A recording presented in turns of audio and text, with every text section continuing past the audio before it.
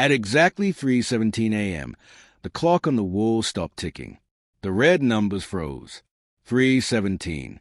And then the whisper came from inside the walls. "Don't turn around." Ethan's hand was still on the flashlight. The old hallway of the abandoned Willow Creek house stretched in front of him, long and dark. Dust floated in the air like tiny bugs. His best friend Mason stood behind him. Olivia was near the stairs. Ava was holding her phone, trying to get a signal. The whisper came again. "Don't turn around." But Ethan could feel something breathing right behind his neck. Slow, cold, wet. The air smelled like old wood and rain. The floor creaked. Mason's voice shook. "Ethan, there's something behind you." The clock on the wall began to melt. Not drip like water. Not fall. It bent like soft clay. The hands twisted. The number 3 stretched long like a crooked finger pointing at Ethan. And then every door in the hallway slammed shut at the same time. Boom! The house shook. Ava screamed. And something grabbed Ethan's shoulder. But when he turned around, there was nothing there. Only the frozen red numbers glowing brighter and brighter. 3:17. And the whisper said one last thing. "It's starting again." Earlier that night, it had all felt like a joke. Willow Creek house sat at the edge of town, past the empty baseball field and the broken street light. Kids at school said it was haunted. They said strange things happened there every night at 3:17 a.m. Some said people saw shadows. Others said they heard crying. No one knew why 3:17. Ethan didn't believe in ghosts. He liked facts. He liked science. "There's always an explanation," he always said. Mason believed everything. Olivia didn't believe, but she was curious. Ava just wanted to record something cool for her video channel.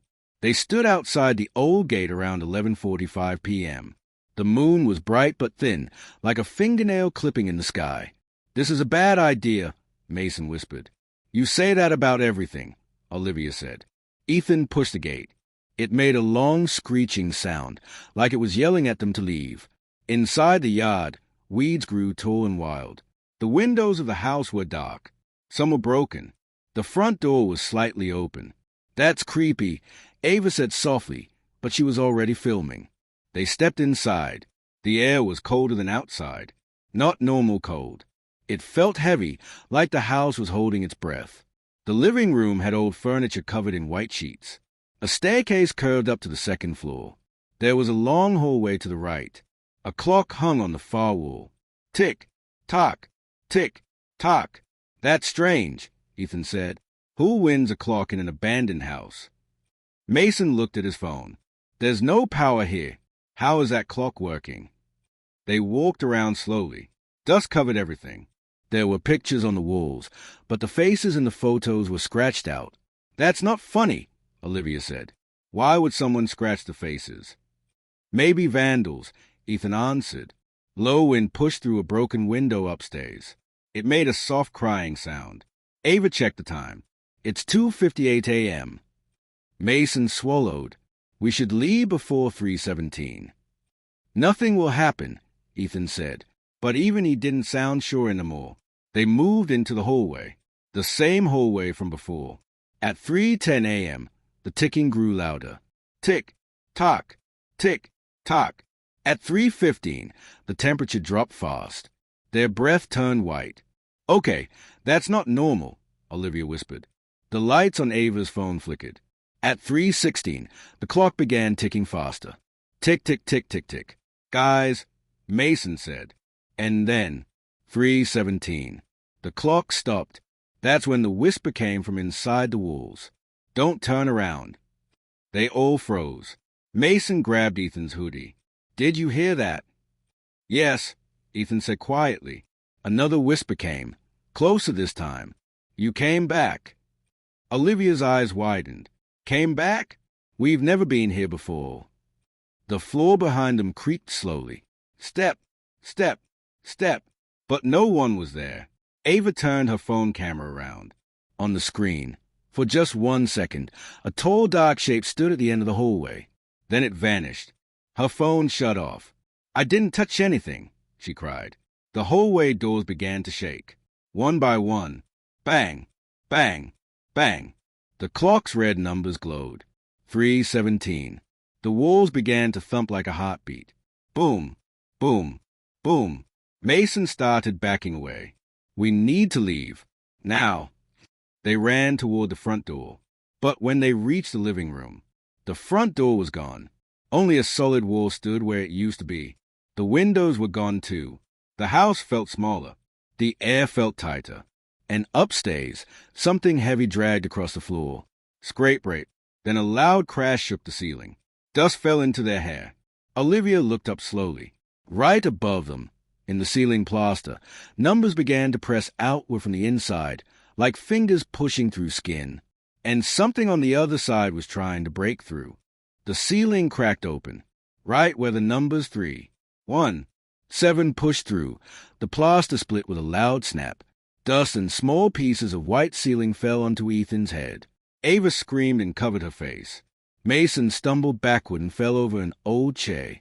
From inside the crack, something black slowly slid down. It wasn't liquid. It wasn't solid. It looked like thick smoke, but it moved like it was alive. The shape stretched down from the ceiling and touched the floor. It grew taller and taller until it stood in front of them. No face, no eyes, just a tall, dark shape, and then it pointed at Ethan. The frozen red numbers appeared again in the air between them. 3:17. You came back, the whisper said, louder now. It sounded like many voices speaking at once. Ethan's heart pounded hard in his chest. We've never been here before, he shouted. The dark shape tilted its head. The walls shook. Then suddenly, everything went quiet. The red numbers disappeared. The dark shape vanished like someone blew out a candle. The ceiling looked normal again. No crack, no hole, no broken plaster. Only silence. For a long moment, no one moved. Mason slowly stood up. Did that really just happen? Olivia looked at the ceiling. It's not broken anymore. Ava turned her phone back on. It worked like nothing was wrong. Ethan swallowed. This house is playing tricks on us. But even as he said it, he didn't believe it. The heavy feeling in the air was still there. They were still trapped. Okay, Olivia said, trying to stay calm. Panicking won't help. We need to think. They walked back to where the front door used to be. Still a wall. Ethan knocked on it. It felt solid and cold. There has to be another way out, Mason said.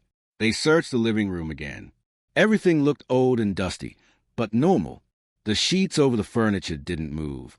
The staircase stood quietly. Too quietly. Ava checked the time on her phone. 2:42 a.m. They all stared at her. That's not possible, Olivia said. It was already 3:17. Ethan grabbed her phone. Maybe your phone reset. But his own watch said 2:42 too. Mason slowly looked toward the hallway. It said, You came back.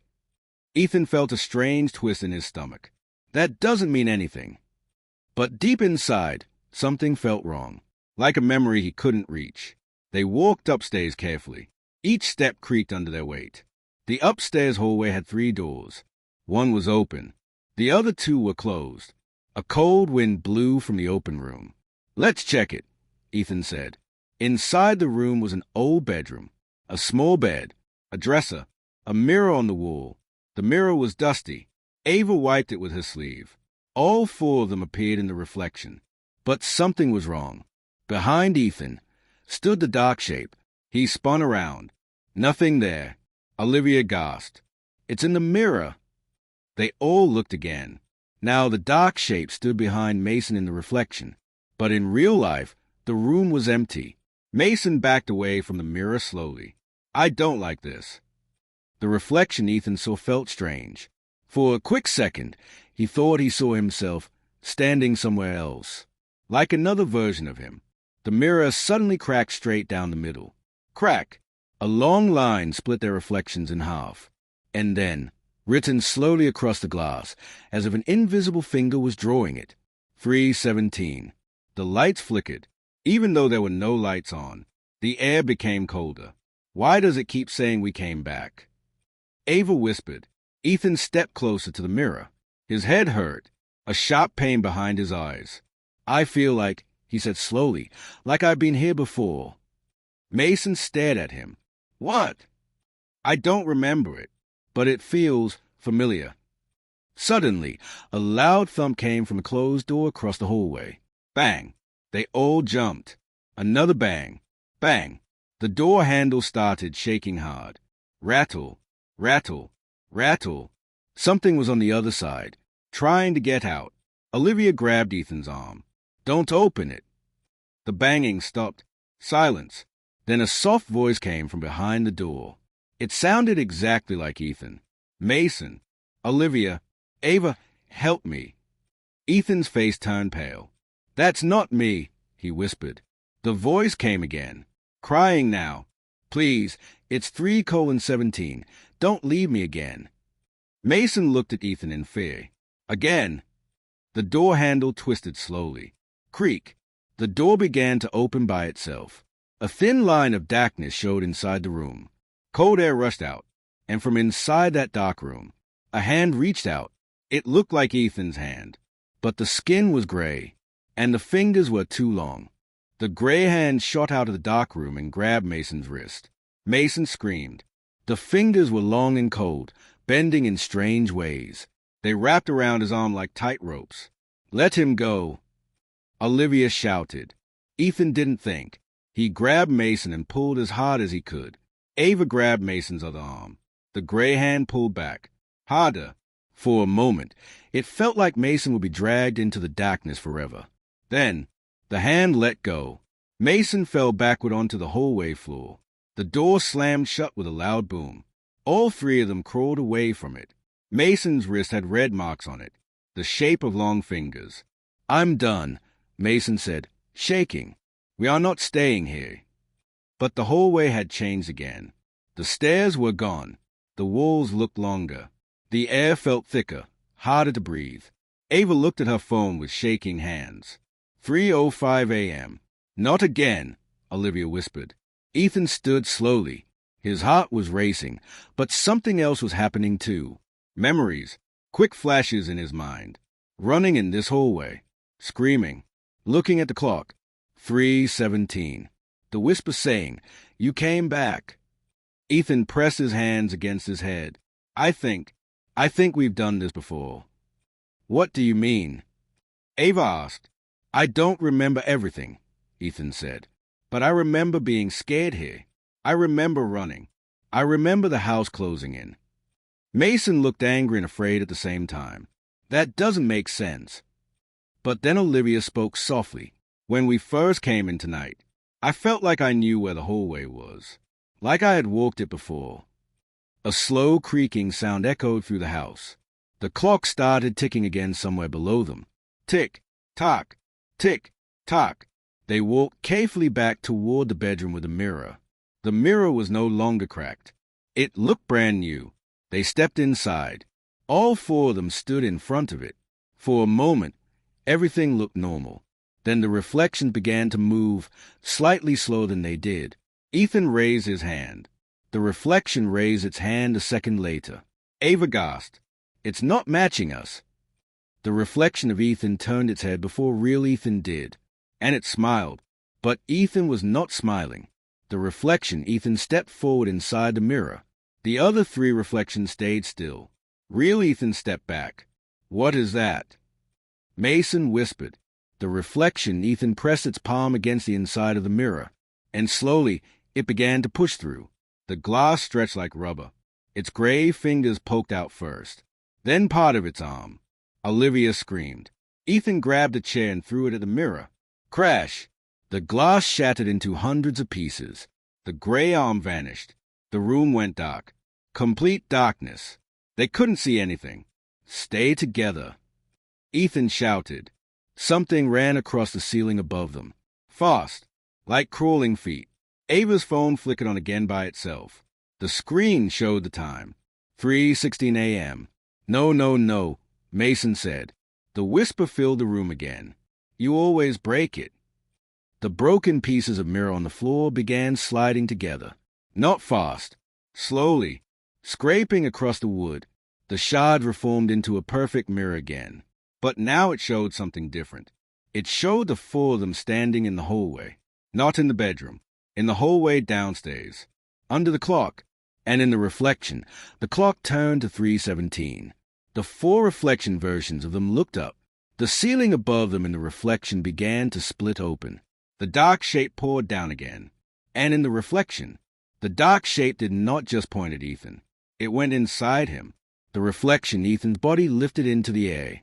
His mouth opened wide in a silent scream. Real Ethan felt something cold wrap around his ankle. He looked down.